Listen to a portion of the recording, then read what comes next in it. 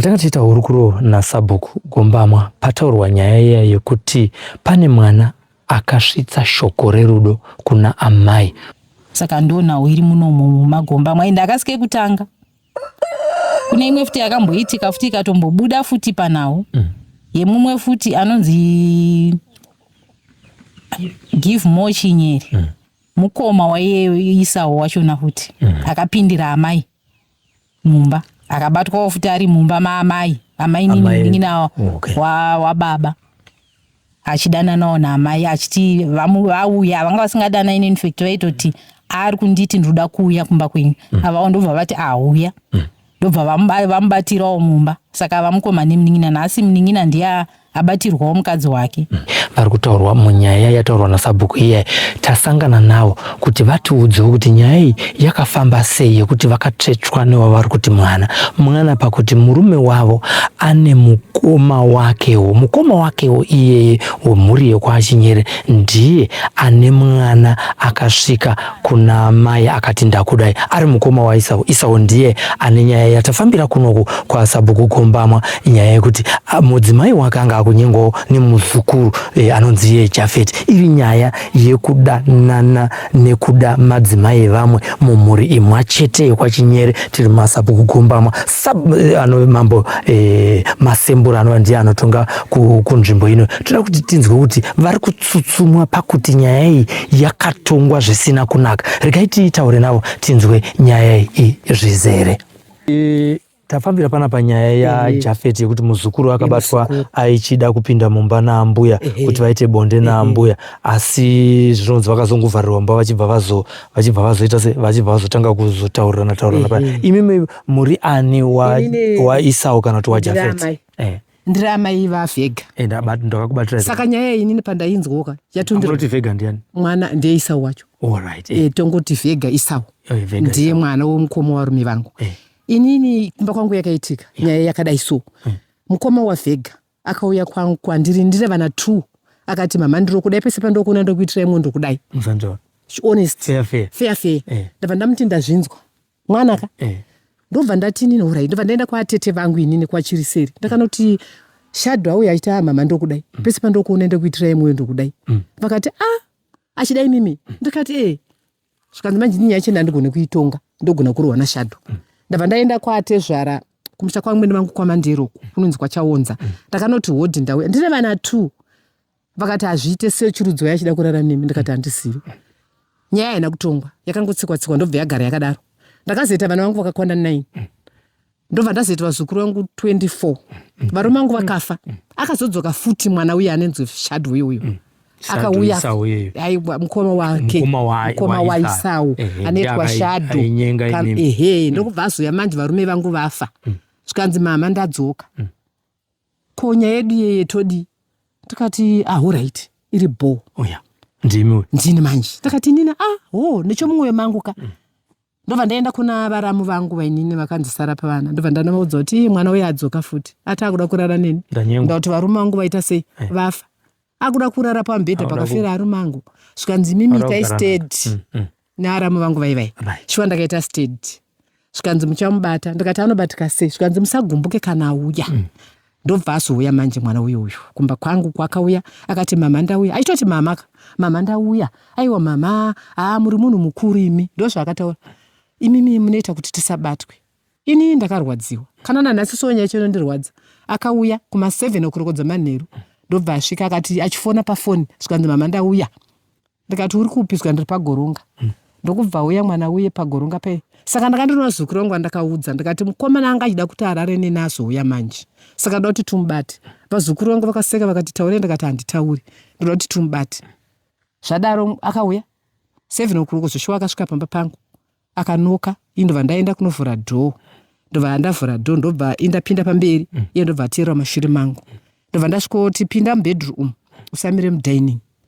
Mwana wangu wandototi mwana wangu inini. Ndobva apinda zvikanzi mama hatibatwi here munomu. Ndikati aiwa munomu ndorara ndega. Hapana anotiwana hapana anotibata. Mwana uyo ndokubva apinda mubedroom. Ndobva tasa kuwindo. Zvikanzi kuno munhu hatimvei. Ndikati aiwa nditade wari kuenda kwagogo kumusoro ndokwaanogara. Svikanzi ndikati ehe. Ndokubva amira akatsamirana nomubhedha. Ini ndobva ndamira kumakumbo komubhedha. Iye ndokubva koponera jaketi rake iri. Ndobva akanda pasi. Ini ndobva ndakotama ndakusunga bhutsu dzangu. Ndakafunga kuti ndiri kubvisa bhutsu. Ndokubva ndakotama ndobva abvisa jaketi abva akanda uko. Ndobva abvisa bhutsu dzake ndobva akanda uko. Ndobva abvisa trouser rake ndobva akanda uko. Mubedroom mangu. Ndobva ndatora jaketi, bhutsu, mutrausi ndobva ndazvibata kudai. Ndakachini wardrobe ndobva ndachisa wardrobe. Saka manga muri murima. Ndobva ndachikwira pambedha. Saka bhaketi ndobva afusumudza gumbo rake ndobva kwira pambedha. Ndokubva anotsamira piro negokora rake. Saka inini manje muri actor. Inini manje. Ndobva ndamira kumakumbo komubhedha. Ndobva ndamutarisa kudai. Saka vazukuru vangu vakakurumidza kunoti dhogu chukuchu. Zvikanzi dho, ndakati ita steady hapana notibata. Ndobva ndabuda kuenda kudho. Iye ndokubva aburuka pamubhedha ndobva ndapinda pasi pomubhedha. Ndobva ndadzoka ndakati aiwa iwe buda dzokera pamubhedha. Ndobva adzokera pamubhedha. Mbuye mwana wangu. Ndobva adzokera pamubhedha. Akafunga kuti ndiri kubvisa hembe. Ndobva ndakati aiwa uchirara. Ndobva ndabatidza light rangu. Ndobva ndabata manga muri murima. Ndobva ndabatidza katochi kangu ndobva ndamuti ga kumeso uko. Ndakati manje nhasi watsva mbiti. Nhasi wakaura. Endo nhasi ucharohwa saizi inokwana. Ndobva ndavhura dhoo vakomana ndobva wapinda. Ndakati iwewe. Anga akapfeka uko angabvisa trouser kako asara nependi, asara nesheti. Ndakati iwewe ndakati uda kuuya apa pangu apa. Manje hazviite. Nhasi wamama watsva mbiti. Akati akafura befu. Ndakati iwewe apa ndo pakafira baba kapa. Iwe uda kuuya apa pangu apa. Zvichirevei? Ndakati iwo hazviite manje. Akagotanga kurohwa navakomana. Akagorohwa, akatanga kurohwa pama10 ndichiverenga. Vakomana vangu vari 3. Ndakati chimusiyai, ndibva tafonera sabhuku apa. Havana kunonoka kuuya raini rakazara rakarara pamba pangu. Kurara kuti kurara vanhu kuita pamariro. Iye arimo mukati vanhu vakagoya akagorohwa. Zvodai ndanga pamuchazouya tichatakura foni yedu kwamambo kwaEdmin. Akagorohwa sabhuku varipo vakamurovawo akarohwa. Handizoti kana kuti chinonzi chifambi chakaita sei. Chinonzi chihure chakaita sei. Amai nemwana vorara pamwe chete voita bonde nemwana. Ndo zvafanana nemuzukuru kana angaido mukadzi wasekuru azviwanawo sokuti kudo kuda pasiri pake. Inini zvinondirwadza. Nyaya yangu manje inini hainazopera zvakanaka. Mapurisa vakazouya naHeadman. Zvakanzi nyaya yenyu haisi kuenda kumapurisa. Yanzi ichapera namambo. Ndakati alright. Nyaya iye ana Headman vakazoenda. Mambo vakazouya futi pamba pangu. Saka mambo vakazouya vakabvunza kuti zvakafamba sei gogo. Ndakavatsanangura sezvandiri kukuitirai. Kuti zvakandibvira ndiri vana 2 kusvika ndane vana 9. Anoda chete kurara neni mwana uyu. Manzwaka. Mambo ndopa vakati meno machajira vakaita. Vakati mombe kwa mambo yenembudzi zvatenda. Mambo masembura manje uyu. Imimi mambo havana kuvhunza uyu. Ada kurara neni ko. Kuti havana kumudza kuti uchabhadhara vamai ava sei. Vakatoita kumuti nhaiwe amai ava vausvibisa zita ravo uchavaita sei. Ndozvavakaita mambo. Panzvimbo yekuti vamuti iwe ucharipa amai ava uchavapa mombe uchaita so. Vakatomubvunza kuti uchavaita sei. Akati ndinovapa mombe nembudzi. Zvane 2 years hapana kana chandakambopiwa kana chii kana 1 kusvikira nanhasi. Saka nyaya inondirwadza zvokuti kana ndinorwadzikana. Iye ari kupi? Aripo pamba pake pazasi pano anogaro. Saka anotarisana nemise asati abhadhara kana akataura mudare mama mubezvo. Anototi haana basa nazvo. Akazoro mambo ini ndikaenda kwa mambo masembura. Ndaona kuti nyaya yangu haina utonga. Mambo masembura havangouya pamba panguka. Samambo handiti. Havangouya kuzotongera nyaya pamba pangu. Ndakaenda kumba kwavo ndakatsvaga mudhudhudhu ndakaenda. Ndakati mambo ndauya ndoda kuti ndinzwisisewo kuti nyaya yangu kuya kwamaketa kuenda kutonga here kwamaketa nyaya. Ndimi munovhunza mupari wemhosva kuti amai avo wakasvibisa zita ravo uchavaita sei. Panzvimbo yekuti imimi mumupe judgment. Imi makamuti iye akakupindurai kuti izvo ndinovapa mombe nembudzi. Zvinoita wiri naye mambo. Vakanditidzokerai kumba kana ndakadzokera kumba. Vakanditi munozodzoka ndopandakaenda ne$25 yangu yedare. Ndakutoita sokunomangara. So ndaitya kuti mambo masembura avafanire kuuya pamusha pemunhu. Ini ndaida kunzwisisa kuti ndo zvinoitwa. Mupari wemhosva wotobvunzwa. Ivo mambo ouya pamba pangu. Ndakaona zvisina kodzera ende hazvina kundifadza. Saka nyaya yangu yakanzi aende kumapurisa inopedzwa namambo. Ivo mambo vakapiwa mombe yavo nembudzi. Inini handina chandakambopiwa. Ndaenda kwamasembura ndokubvunzwa nedare kuti imimi muri kudei. Ndikati inini hapana chandiri kuda sokuti makatochaja kudhara. Saka ndichidzokerai kumba. Musi weSaturday tiri kuuya nechi muzobhadharwa. Saka ndokubva kwakaita Masembura nekomiti yake kuya kunoku kumusha kwedu kunoku. Tau auya pai haana kutaura nyaya yekuti amai avada kubhadharwa kana kuti vachapiwe chi. Akasvikototaurawo zvake zvokuti kugadzirwa kwerodhi, mabhoro chichi. Nyaya yangu yaunganidzwa vanhu. Ini ndanziendai munotsvaga mawitness. Ndakati ko mawitness andinotsvaga ndaapi? Nyika yese yekwaGombamwa mawitness angu. Vanotoziva nyaya yacho. Masabhuku ana baba vacho vese vakanga vari kupamba pakaitika nyaya yacho. Saka zvakandibata kusvikira vana vangu inini vakazobatikana, kusvikira vakazoreva mukoma wavo iyeyo pamberi pamambo zvavakanga vasingafaniri kuti vaite. Sokuti mambo havana kuita sei kutaura zvavakanga vafambira kubva kwaMasembura. Vakangoti nyaya yapera.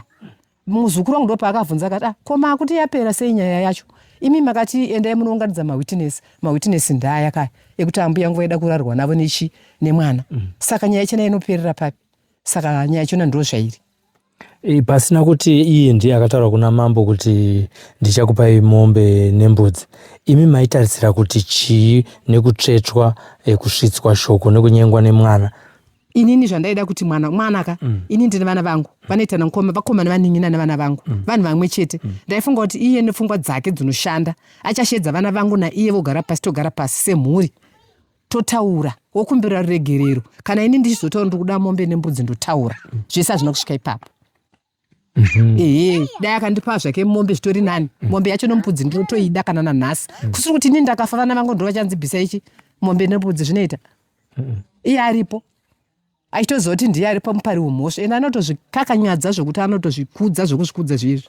Saka hameno imimi vatapi venhau ndokumbira kuti nyaya yakaita saiyo ikai yakanzi iperere kumapurisa. Mapurisa havanei nayo, inoperera kwamambo. Saka kwamambo yakangoyemwa handiti haina kana action kusvikira nanhasi. Saka isisuwo semhuri takutofunga kuti tinopiwa chi. Mapurisa ndakataura nawo ndofunga kune 2 weeks. Ndakati naye mapurisa ko nyaya yange makati haiende kupi? Haiende kumapurisa. Ko nyaya chena kwamambo haisi kungopera wani.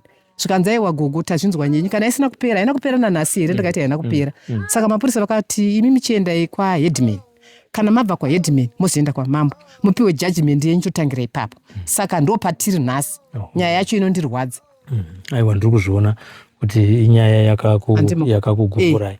Imi munofunga kuti chii chakaita kuti akuvingei kwete kamwa chete kekutanga muchine vana vaviri akazokuvingai mane vana 9 murume wenyu ashaya?